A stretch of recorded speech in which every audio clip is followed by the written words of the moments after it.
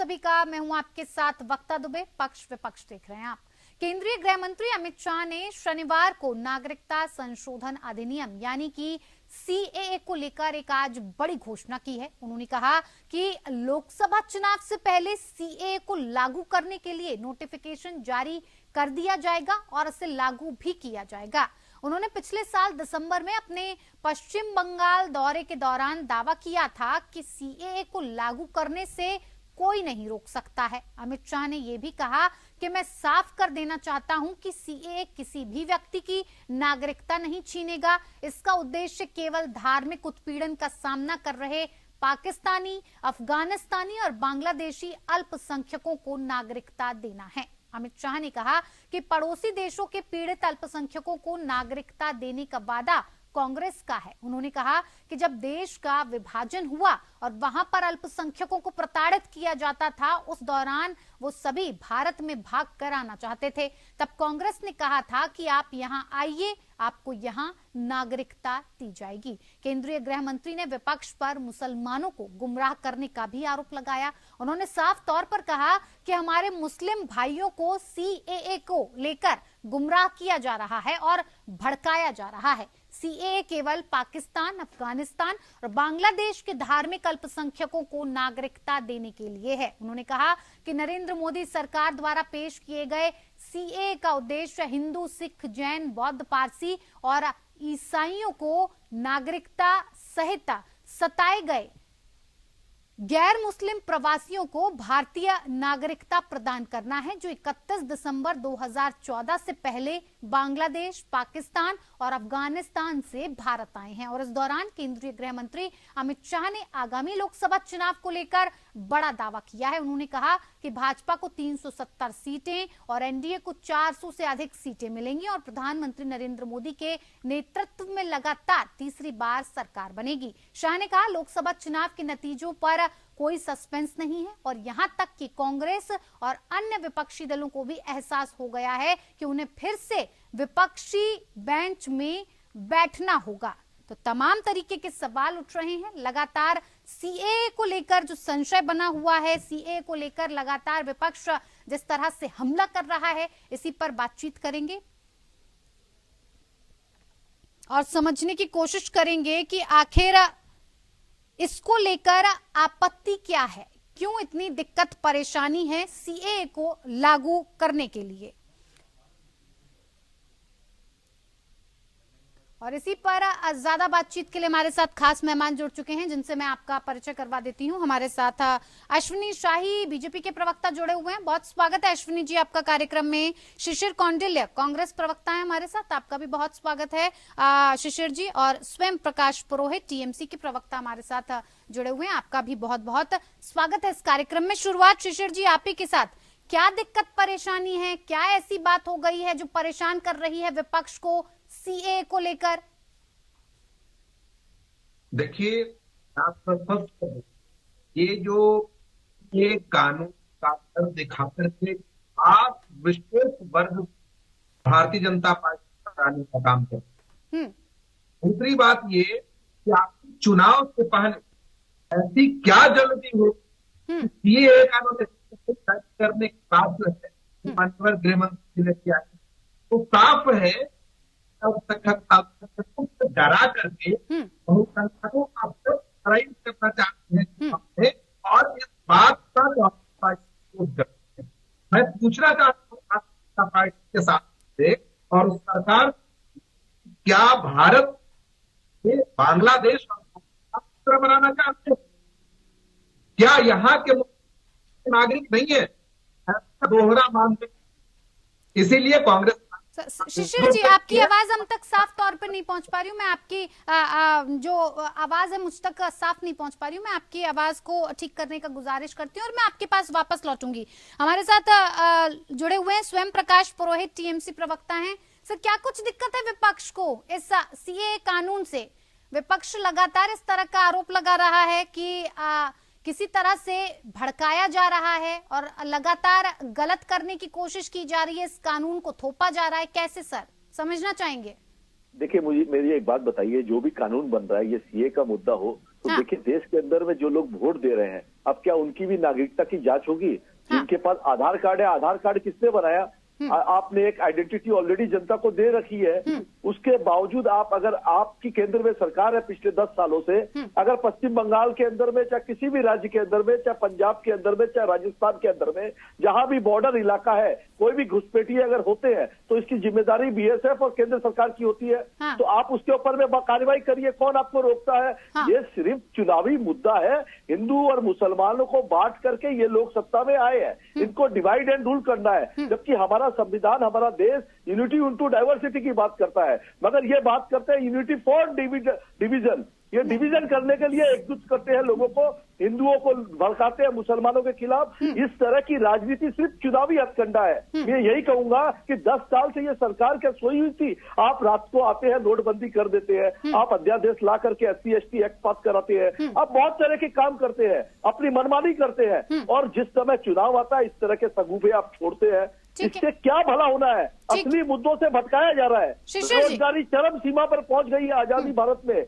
43-43% युवा आज के बेरोजगार है, पढ़े लिखे लोग, उनको ये रोजगार नहीं दे पा रही है। चरमरा गई है अर्थव्यवस्था, झूठा आडंबर और झूठी चीज दिखा करके, इवेंट मैनेजमेंट करके ये सरकार चल रही है। इसकी सच्चाई अगर मीडिया ढंग से दिखा दे तो ये सरकार कल की डेट में गिर जाएगी। जिस तरह से विपक्षी पार्टियों पे ये भ्रष्टाचार का आरोप लगाते हैं, कभी विपक्षी पार्टियों को बोलते हैं भ्रष्ट है, वही नेता अगर इनकी पार्टी में आ जाए तो दूध के धुले हुए मोदी जी हो जाते हैं। ठीक है, सवाल ले लेंगे। शिशिर कौंडिल्य जी, सब बहुत सी बातें हैं जी। शिशिर कौंडिल्य जी, आवाज आपको तक पहुंच पा रही है?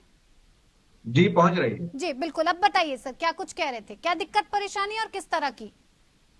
दरअसल भारतीय जनता पार्टी सरकार कहना चाहता हूँ कि क्या देश को भारतीय जनता पार्टी बांग्लादेश और पाकिस्तान बनाना चाहती है? नंबर 1। नंबर 2, आखिर ऐसी क्या गलती हो गई कि चुनाव से पहले जारी करेंगे? साफ है कि अल्पसंख्यकों को डरा करके और बहुसंख्यक वर्ग का वोट पोलराइज करना चाहते हैं अपने पक्ष को। कभी इन्होंने बेरोजगारी की बात नहीं की, कभी इन्होंने महंगाई की बात नहीं की, कभी इन्होंने जो अपने वायदे किए गए थे वो पूरा करने की बात की गई, और केवल चुनावी शक्ति करके और भारतीय जनता पार्टी चुनावी राजनीति कर रही है और कांग्रेस पार्टी के लिए इसका।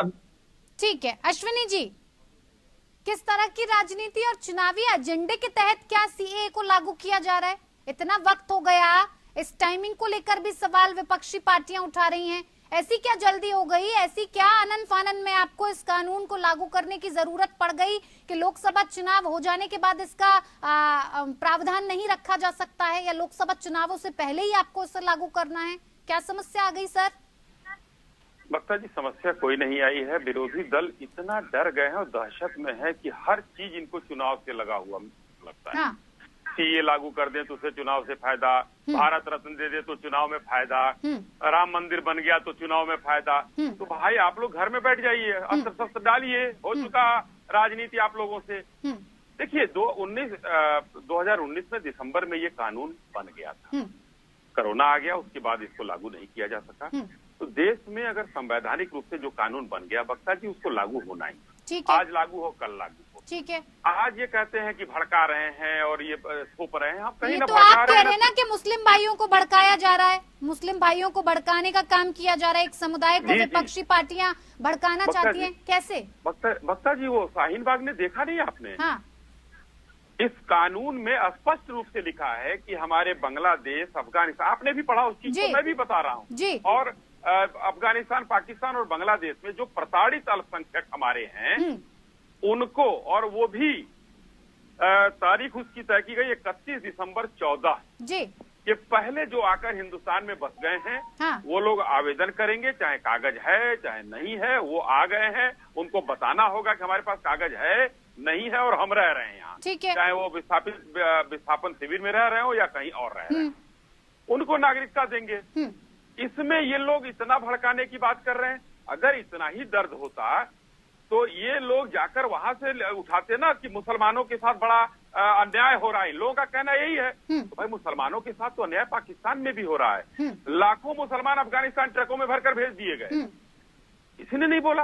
हिंदुस्तान में मुसलमानों का कौन सा हक छीना जा रहा है? हाँ। हमारे वहां से आए पारसी, सिख, ईसाई, हिंदू, ये जो भी भाई हैं, जो अल्पसंख्यक हैं वहां पर, आज पाकिस्तान में बताइए, जब आजाद हुआ था देश हिंदुस्तान और बंटवारा किया कांग्रेस ने, तो उस समय कितने हिंदू थे वहाँ, कितने जैन थे, कितने पारसी थे, कितने वहां पर ईसाई थे?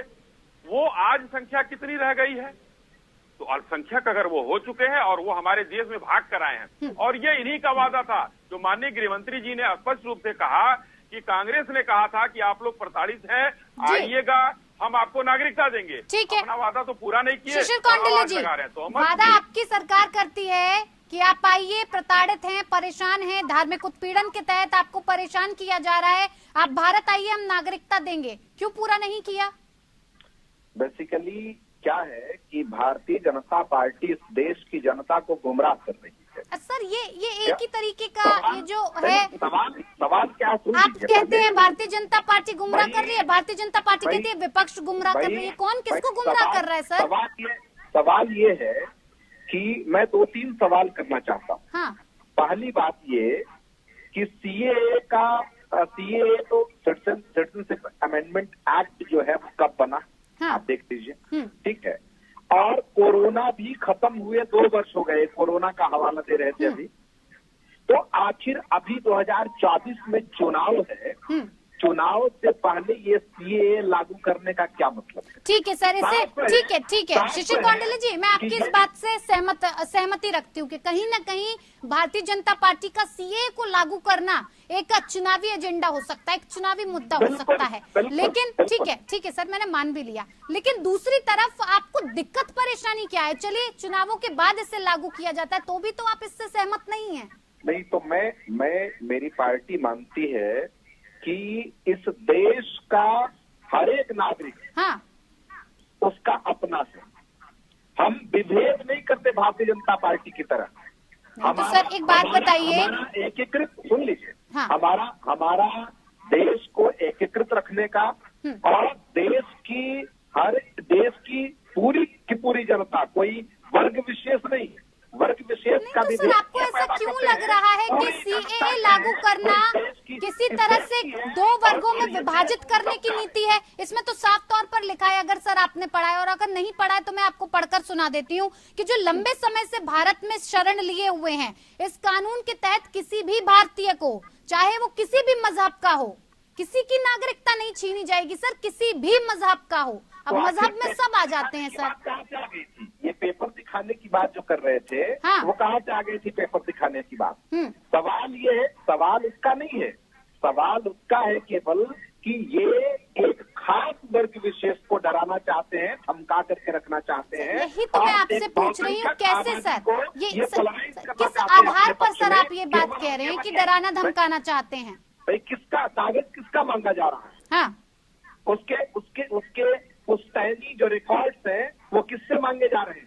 और अगर उनको लगता है कि घुसपैठ हुआ है, जो शरणार्थी हैं, जो जिस मजहब से आए हुए हैं, सभी के दस्तावेज चेक किए जाएंगे सर। उसमें ऐसा कहाँ लिखा हुआ है कि सिर्फ और सिर्फ मुस्लिम समुदाय के पेपर चेक किए जाएंगे सर?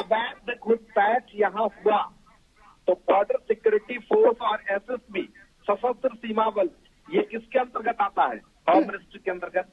और वो होम मिनिस्टर अगर उस हिसाब से जो है वो घुसपैठ हुआ है तो लैक ऑफ, आपने रोकने की, तो आपकी सरकार ने इसे कभी रोकने की कोशिश की सर? घुसपैठ की समस्या आज की तो नहीं है क्या? एक बार फिर से मैं कह रही हूँ सर, जब घुसपैठ की बात आप कर रहे हैं कि ये राज्य सरकार की जिम्मेदारी है, तो जब आपकी सरकार थी तब आपने क्या घुसपैठ को लेकर किसी तरह की पहल करने की कोशिश की? सवाल आप सुनिए, सवाल जब करते हैं तो टेक्निकली जवाब सुनिए। हाँ। ये राज्य सरकार की जिम्मेदारी नहीं है, बॉर्डर सिक्योरिटी फोर्सेस की। ठीक है, रुकिए सर, स्वयं प्रकाश पुरोहित जी कुछ कहना चाह रहे हैं, मैं एक बार सुन लेती हूँ। भारत के गृह मंत्रालय के अंतर्गत। ठीक है शिशिर जी, मतलब लैक ऑफ इंटरनल सिक्योरिटी है, ठीक है। भारत का गृह मंत्रालय जिम्मेदार। स्वयं प्रकाश पुरोहित जी कहिए सर।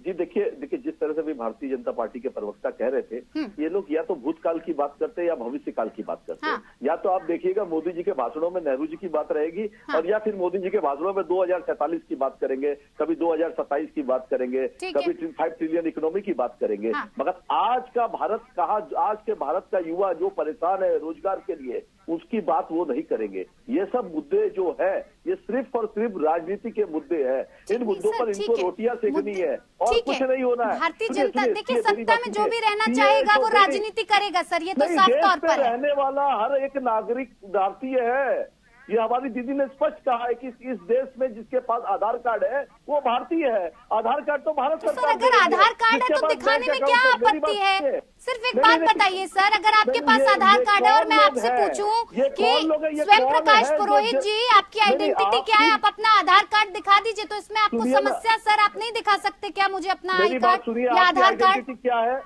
सुनिए वक्ता जी, आपकी आइडेंटिटी क्या है इस देश के अंदर में मुझे बताइए। आपके डॉक्यूमेंट्स ही आपकी आइडेंटिटी है, आपके स्कूल सर्टिफिकेट, आपके आधार कार्ड, तो वो तो सबके पास मिलेंगे। आप हाँ। जांच करके लोगों, अरे आप अपनी सीमाओं को मजबूत करिए। आप देश के यानी कि जांच होनी चाहिए, लेकिन सीमाओं को मजबूत होना चाहिए, लेकिन जांच नहीं होनी चाहिए। पहले आप सीमाओं को मजबूत करिए। जो देश में रहने वाले वो आपके लोग हैं। सर मेरी तो दिक्कत है। ठीक है, लेकिन सर जो आपने वादा किया था वो तो उसी को पूरा कर रहे हैं।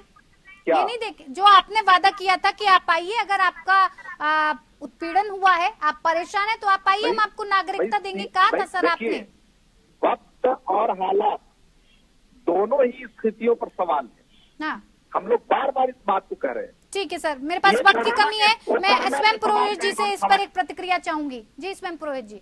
जी देखिए, अभी जिस तरह से बात आप कर रहे हैं कि देखिए ये जो भारत में रहने वाले हैं वो भारतीय नागरिक है। हाँ। घुसपैठियों को पकड़ के आप भेजिए, कोई दिक्कत नहीं थी। हाँ। अभी भी कानून बना हुआ है, आप देखिए। मगर आप ये जो जातिगत बात कर रहे हैं, आप देखिए एक तरफ तो हम आज पाकिस्तान के अंदर में चुनाव हुए हैं, वहाँ एक भारतीय जीत करके आया है। भारतीय नहीं, पाकिस्तानी नागरिक है, मगर वो हिंदू है। हाँ। तो वहाँ हिंदू जीत रहे हैं। हाँ। और यहाँ हिंदू खतरे में है। हाँ। यहाँ हिंदू खतरे में, ये इस तरह की बात करते हैं भारतीय जनता पार्टी के लोग। आपको बता देता हूँ, हमारी नेत्री ममता बनर्जी ने स्पष्ट कहा है कि जब तक मैं जिंदा हूँ यहाँ पे सीए कानून पश्चिम बंगाल में लागू नहीं होने देंगे। वो तो कह रहे रोक के दिखाइए, कानून तो हम लागू करेंगे, संसद ने बनाया है तो लागू होके रहेगा। सुनिए, इनको जो कानून बनाना है ये बनाते रहे। पश्चिम बंगाल की जनता ऐसे काले कानूनों को नहीं मानेगी जहाँ लोगों को धर्म के नाम पर बांटा जाता है। अलग मानते नहीं, हैं। पश्चिम बंगाल भारत से अलग है। रुकिए ना अश्विनी जी, नहीं, मुझे ऐसे एक नहीं बात सर बताइए। मेरी बात स्पष्ट है कि देश के अंदर में जो कानून बना हो, या तो आप बोल दीजिए कि आपने आधार कार्ड लेके जितने जनधन अकाउंट खोले हैं सब फर्जी है। सर नहीं, बात पे रहिए। आपने क्या कहा, देश में जो भी कानून बनता रहे पश्चिम बंगाल नहीं मानेगा। भारत से बाहर है पश्चिम बंगाल, पश्चिम बंगाल में जनता बाहर है पश्चिम बंगाल की भारत से। ये जो मनमाना कानून जैसा ये लागू करने की, थोपने की बात करेंगे उसको हम नहीं मानेंगे। जो ये तानाशाही करेंगे उसको हम नहीं मानेंगे। तो तानाशाही तो आपकी पश्चिम बंगाल में हो गई ना सर, कि आप साफ तौर पे नेशनल चैनल पर आकर कह रहे हैं कि हम नहीं मानेंगे, चाहे देश में जो कानून बना लिया जाए।